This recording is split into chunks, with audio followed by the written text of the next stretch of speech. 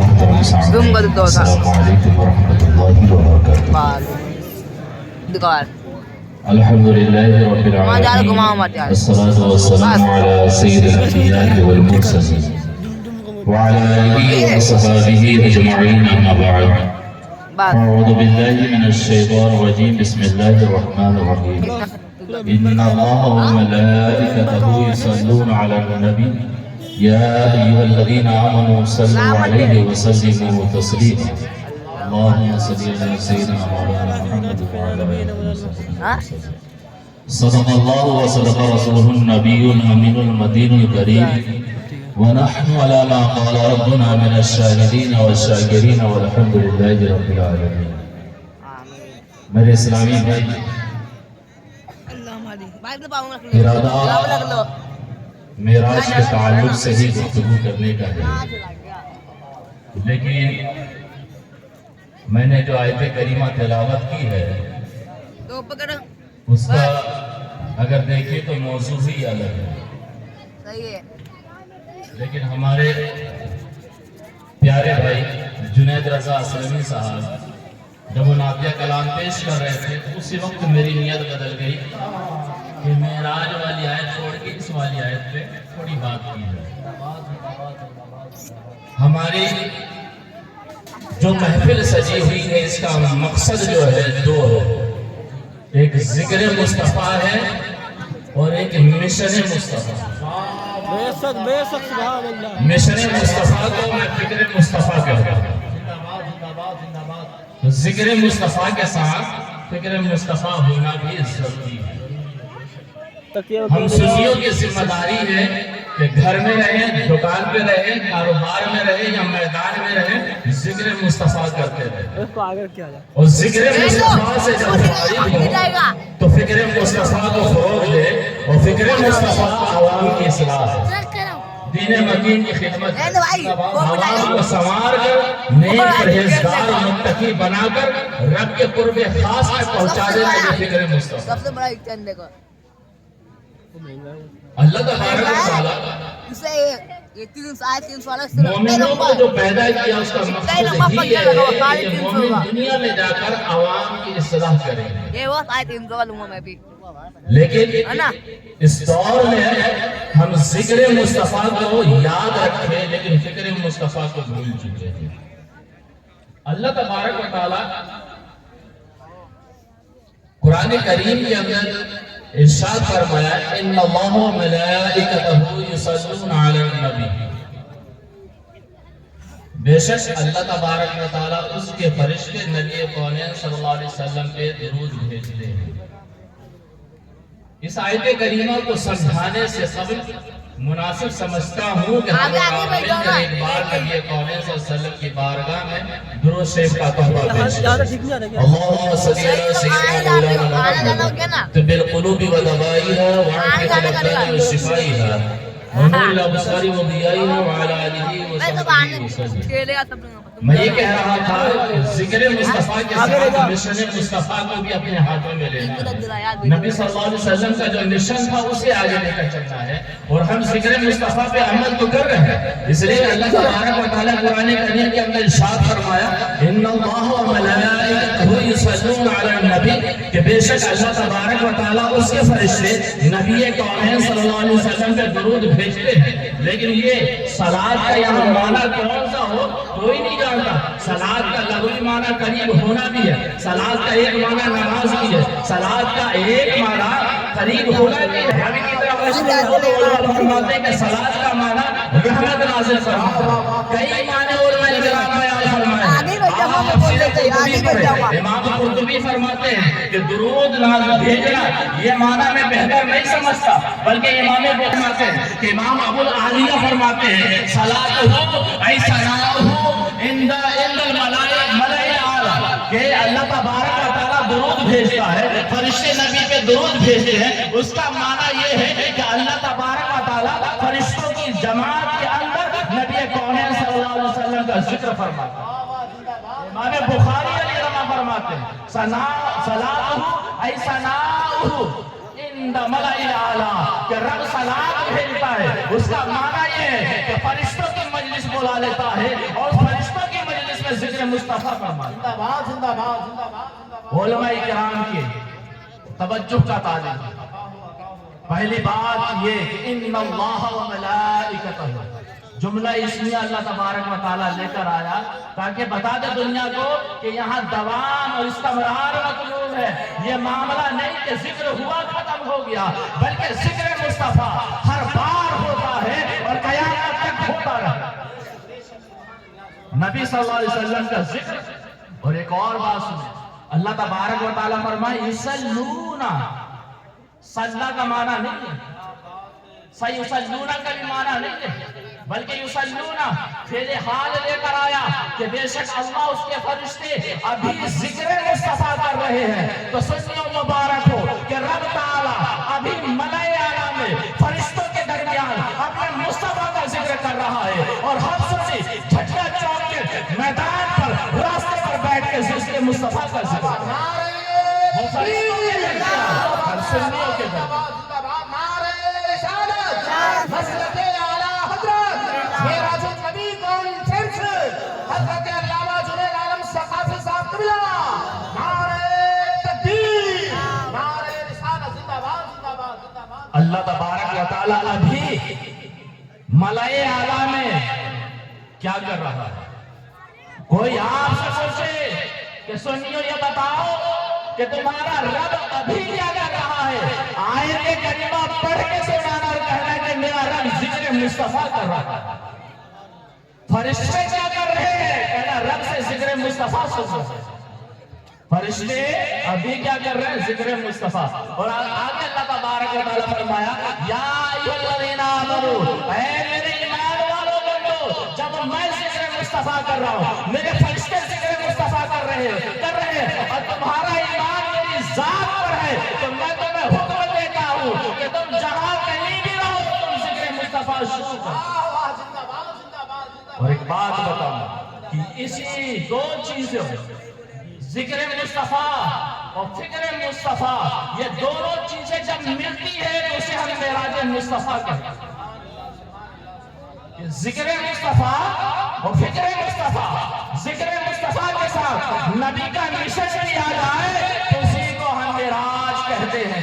آپ آئے دیکھیں امام بوسری رضی اللہ تعالیٰ عنہ فرماتے ہیں سرائیت من حرم لیلا الى حرم کما سر الفجر فی تاج من الظلم بالتطرق الى ان نلت منزلة من قاب قوسین لم تدرک ولم ترمی۔ امام بوسری علیہ رحمہ نبی اکرم صلی اللہ علیہ وسلم کی بارگاہ میں عرض کرتے ہیں اے اللہ کے رسول، آپ معراج والی رات حرم مکہ سے بیت المقدس کی طرف جب چلے تھے ایسا لگ رہا تھا کہ 14ویں رات میں چاند چل رہا ہے۔ آپ جب حرم مکہ سے بیت المقدس کی طرف روانہ ہوئے تھے تو ایسا لگا 14ویں رات ہے اور چاند اپنی خوبصورتیوں کے ساتھ سفر طے کر رہا ہے۔ آگے امام بوسری رضی اللہ تعالیٰ فرماتے ہیں رضی اللہ تعالیٰ عنہ فرماتے ہیں وَبِالتَّرْقَى إِلَىٰ أَنْ نِلْتَ مَنْزِلَةً، کہ میرے آقا آپ اس رات کو مراتبوں پہ ترقی کرتے گئے یہاں تک کہ آپ اس منزل پر پہنچ گئے جس منزل پر آپ سے پہلے نہ تو کوئی پہنچا ہے نہ کسی میں میری ہمت ہے کہ اس منزل کو پانے کی خواہش نہ کر سکے۔ اس منزل کو نہ تو کوئی پا سکا ہے نہ پانے کی خواہش کر سکتا ہے۔ آپ دیکھیں امام جب نبی کون صلی اللہ علیہ وسلم سدرۃ المنتہا سے آگے چلنے کے لیے جبرائیل علیہ السلام سے کہتے کہ جبرائیل آگے چلو، تو جبرائیل علیہ السلام عرض کرتے ہیں اے اللہ کے رسول صلی اللہ علیہ وسلم، اگر بال کے برابر بھی اب آگے گیا تو رب کی تجلیات مجھے جلا کر خاک کر دیں گے۔ سدرۃ المنتہا پر یہ بات سب جانتے ہیں، خاص کر علماء کرام سے توجہ کا طالب ہوں اور بہت مزیدار بات بتانے والا ہوں، شاید کہ آپ کے علم میں اضافہ ہو کہ سدرۃ المنتہا سے جب آگے نبی صلی اللہ علیہ وسلم چلتے ہیں تو جبرائیل السلام سے کہتے ہیں کہ جبرائیل آگے چلو، جبرائیل السلام سے کہتے ہیں کہ اللہ کے رسول بال کے برابر آگے گیا تو رب کی تجلیات مجھے جلا کر خاک کر دیں گے۔ فروغ تجلی بسوس برم امام مولانا رومی علیہ السلام یہاں پہ مزے کی بات ہوتی ہے. نبی صلی اللہ علیہ وسلم کیا کہتے ہیں؟ جبرائیل آگے چلو. جبرائیل سلام کیا کہتے ہیں کہ آگے نہیں جا سکتا، یہی تک لمٹ ہے، آگے گیا تو میں چل جاؤں گا. مولانا رومی علیہ السلام گجب ڈھا دیے. وہ کہتے ہیں اے حضور جبرائیل سلام آپ کی بارگاہ میں آپ کا یہ غلام یہ عریضہ پیش کر رہا ہے کہ آپ ہیں کہ نبی صلی اللہ علیہ وسلم نے کہا آگے چلو، اور آپ یہ کہہ دیے آگے گیا تو میں چل جاؤں گا. میرا یقین ہے کہ اگر آپ کے بدلے نبی کونین صلی اللہ علیہ وسلم کے ساتھ ابو بکر صدیق ہوتے اور نبی کہتے آگے چلو تو ابو بکر کچھ نہ سوچ کے نبی کے ساتھ آگے چلے جاتے. کہ حضور آپ محبت کرتے ہیں لیکن محبوب کی جدائی میں جو درد ہوتا ہے اس درد سے آپ واقف نہیں. یہ مولانا رومی علیہ السلام فرماتے. آگے کہتے کہ حضور ایک اور بات بتاتا ہوں کہ حضرت موسیٰ علیہ السلام کوہ طور پر گئے تھے، رب کی تجلیات کا ظہور ہوا، پورا کوہ طور جل گیا.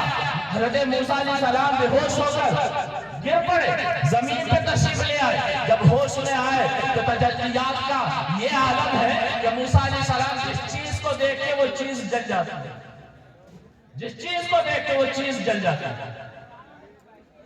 تو موسیٰ علیہ السلام رب کی بارگاہ میں عرض کرتے کہ مولا تیری تجلیات میری آنکھوں میں اس طرح رچ بس گئی ہے کہ جس چیز کو دیکھتا ہوں وہ چیز ختم. تو اب میں کیسے دیکھوں؟ تو اللہ تبارک و تعالیٰ کے حکم سے ایک پردہ بنایا جاتا ہے، وہ پردہ لگا لیتے ہیں اور موسیٰ علیہ السلام پردہ لگا کر اپنے گھر تشریف لاتے. ان کی بیوی کا نام حضرت صفورہ رضی اللہ تعالیٰ عنہ ہے. حضرت صفورہ رضی اللہ تعالیٰ عنہ جب حضرت موسیٰ علیہ السلام کے چہرے پہ نقاب دیکھتی ہے تو عرض کرتی ہے کہ اے موسیٰ علیہ السلام کیا بیوی سے بھی پردے کا حکم نازل ہو گیا ہے؟ اگر حکم نازل نہیں ہوا ہے تو آپ مجھ سے پردہ کیوں کر رہے ہیں؟ یا تو بیوی سے بھی پردے کا حکم آ گیا ہے، اگر ایسا نہیں تو پردہ کیوں؟ حضرت موسیٰ علیہ السلام بتاتے ارشاد فرماتے کہ اے میری پیاری بیوی رب کی تجلیات کی زیارت کی وجہ سے میری آنکھوں میں ایسا اثر آ گیا ہے کہ جس چیز کو دیکھتا ہوں وہ چیز جل جاتی ہے. حضرت صفورہ رضی اللہ تعالیٰ عنہ یہ سن کر کہ میرے شوہر نامدار حضرت موسیٰ علیہ السلام نے اللہ تبارک و تعالیٰ کی تجلیات کی زیارت کی ہے مچل جاتی ہے اور کہتی ہے کہ اے موسیٰ علیہ السلام آپ کی بارگاہ میں عریضہ لگا پیش کر رہی ہوں، وہ یہ کہ آپ کی آنکھوں میں رب کی تجلیات کا جلوہ ہے، آپ پردہ ہٹائیں. آپ کی بیوی آپ کی آنکھوں میں رب کی تجلیات کا زیارت کرنا چاہتی ہے. حضرت موسیٰ علیہ السلام کہتے کہ اے بیوی زیارت مت کر ورنہ آنکھیں پھوٹ جائیں گی، زیارت نہ کر آنکھیں پھوٹ جائیں گی. حضرت صفورہ کہتی ہے کہ زیارت کے بعد پھوٹے گی. حضرت موسیٰ علیہ السلام کہتے ہیں کہ ہاں. تو کہتے ہیں پردہ اٹھائیے، زیارت کرنا چاہتی ہوں، میں رب کی تجلیات کو دیکھنا چاہتی ہوں.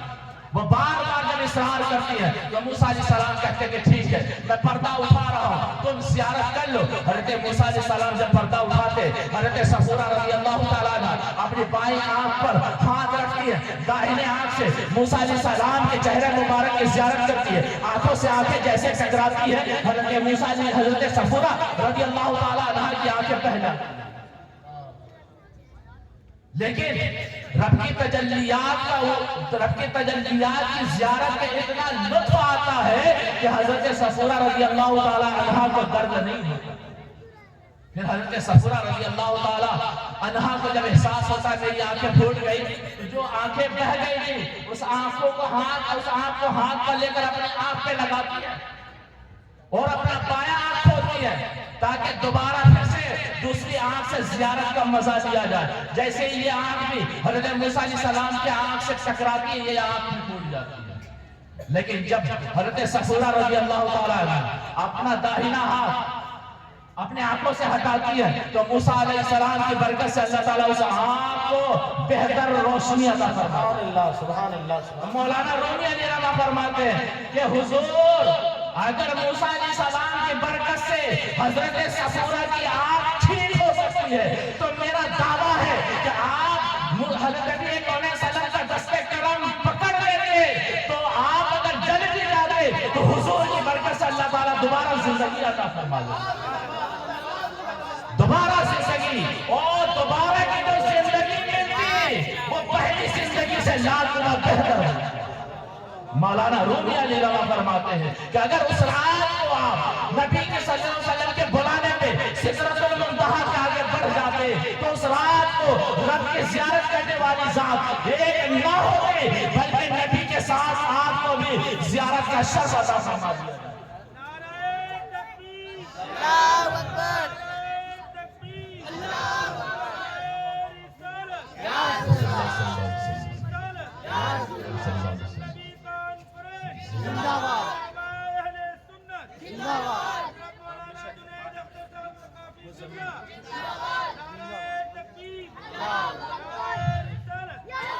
نبی صلی اللہ علیہ وسلم فرماتے ہیں، ابو داؤد کی روایت ہے، نبی صلی اللہ علیہ وسلم فرماتے ہیں، حضرت انس بن مالک راوی ہیں کہ نبی صلی اللہ علیہ وسلم فرماتے ہیں لما عرج بی مررت بقوم لهم اظفار من نخاس، کہ جب مجھے معراج کرائی گئی تو میرا گزر ایسی قوم کے پاس سے ہوا جن کے ناخن تانبے کے تھے۔ نبی صلی اللہ علیہ وسلم اب سیر میں بتایا مشن، اب مشن پہ آتے ہیں کہ ذکر مصطفیٰ کے بعد اب فکر مصطفیٰ پہ آتے ہیں۔ نبی صلی اللہ علیہ وسلم کو اپنی امت کی اتنی فکر ہے کہ معراج کی رات جن وجہ سے کوئی اگر کسی وجہ سے جنت جا سکتا تھا اس وجہوں کو بھی بیان کیے، اگر کوئی کسی وجہ سے جہنم میں جا سکتا تھا ان وجہوں کو بیان کر کے اور یہ بتا دیے کہ یہ کام کرو گے تو جنت میں جاؤ گے، ان کاموں سے بچو گے تو جہنم کی آگ سے بچ جاؤ گے، ورنہ تو جہنم کے وادی میں پھینک دیا جائے گا۔ نبی صلی اللہ علیہ وسلم فرماتے ہیں کہ میرا گزر معراج کی شب ایک قوم کے پاس سے ہوا جن کے ناخن تانبے کے تھے، یخمسون وجوہہم وصدورہم، وہ تانبے کے ناخن سے اپنے چہرے کو نوچ رہے تھے، اپنے سینے کو نوچ رہے تھے۔ نبی صلی اللہ علیہ وسلم فرماتے ہیں فقلت من ہؤلاء جبرائیل، میں نے جبرائیل سے پوچھا اے جبرائیل یہ کون لوگ ہیں جو تانبے کے ناخن سے اپنے چہرے کو نوچ رہے ہیں، اپنے سینے کو نوچ رہے ہیں؟ حضرت جبرائیل سلام عرض کرتے ہیں اے اللہ کے رسول ہؤلاء الذین یاکلون لحوم الناس، یہ وہ لوگ ہیں جو دنیا میں جب زندگی گزار رہے تھے تو لوگوں